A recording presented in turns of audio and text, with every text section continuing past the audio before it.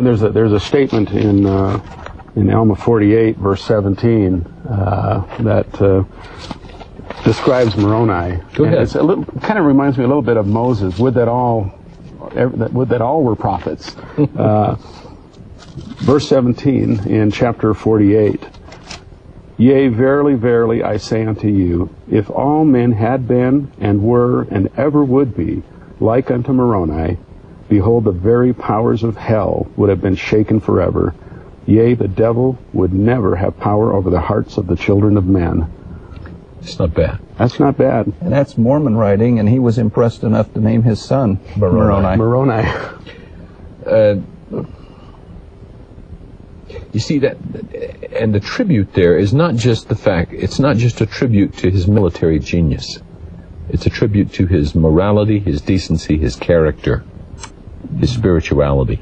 And that's all listed in verses 11 through 13 there. Yeah. You know what I think of Moroni, Brian? I think one of the things that impresses me, as you indicate, he's always one step ahead. Look at chapter 43, verse 30. And he also knowing, Moroni, that it was the only desire of the Nephites to preserve their lands and their liberty and their church, therefore he thought it no sin that he should defend them by stratagem. It seems Moroni's effort, using strategic means to accomplish his ends, was always for the purpose of saving lives on both sides.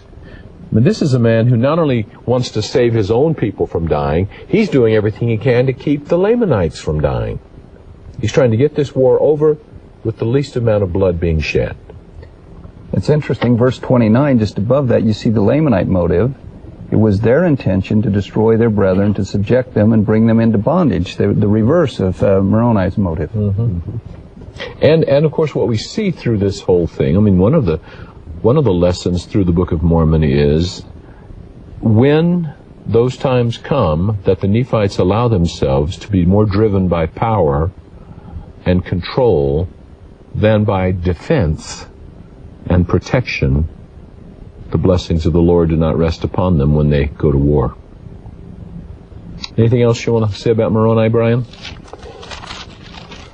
Well, just on that verse that we read in verse 17, just following that verse, we don't want to forget that there's others that are looked at as being very powerful men, such as in verse 18, that Moroni was a man like unto Ammon, and the son of Mosiah, and the other sons of Mosiah, and also Alma and his sons, for they were all men of God. And then in 19, Helaman and his brethren were no less serviceable unto them than was Moroni. We want to remember that. That's good.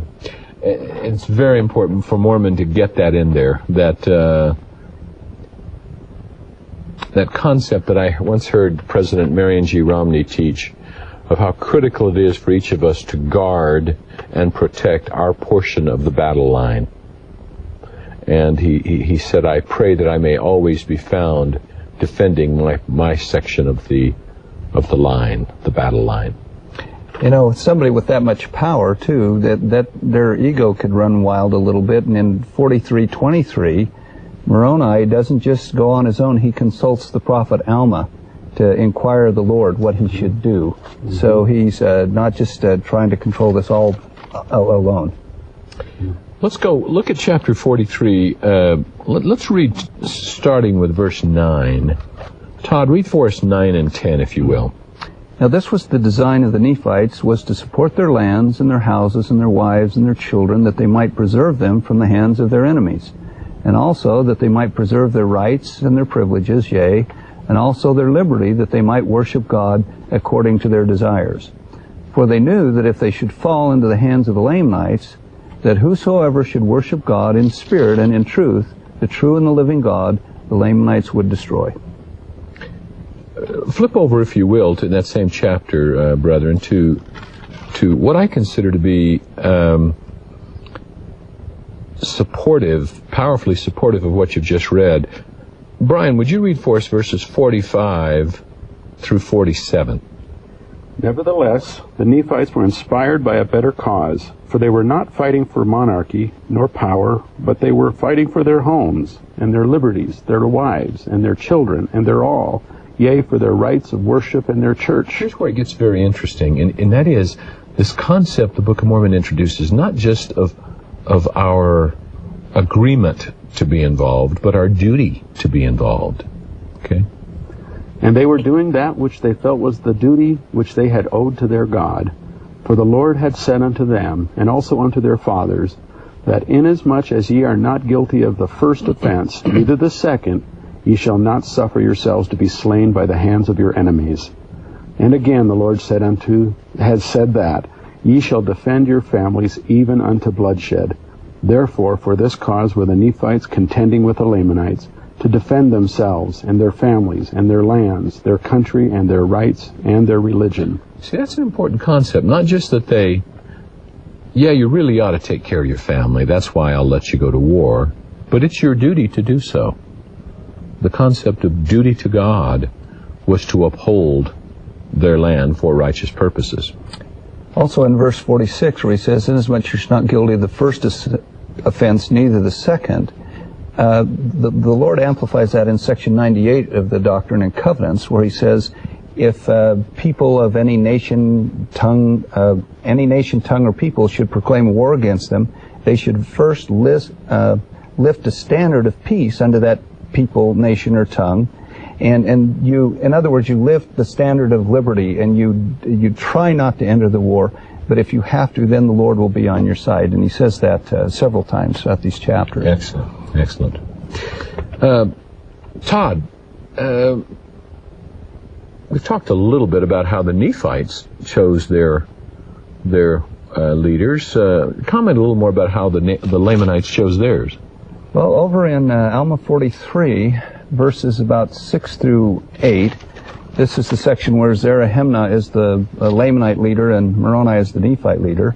Verse 6 says, now as the Amalekites were of a more wicked and murderous disposition than the Lamanites were in and of themselves, therefore Zarahemnah appointed chief captains over the Lamanites, and they were all Amalekites or Zoramites, and he did this that he might preserve their hatred towards the Nephites, to bring them into subjection. For behold, his designs were to stir up the Lamanites to anger against the Nephites.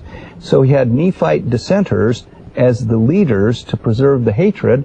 And it's still true. If you want to get the worst antagonists against the church are not people of other religions, but people who have descended from the church, and they're the ones that are the most violently opposed to what we're doing. And that's how they chose their leaders. And then the Nephites chose somebody with the spirit of prophecy and revelation or the testimony of Jesus. Interesting contrast. It really is. It really is. Talk to us a little bit, Todd, if you will, about what do you see by way of symbolism in terms of Moroni's use of armor, the armor of his soldiers? He obviously, as Brian has pointed out, equips his soldiers. He prepares them for battle. Say more about that.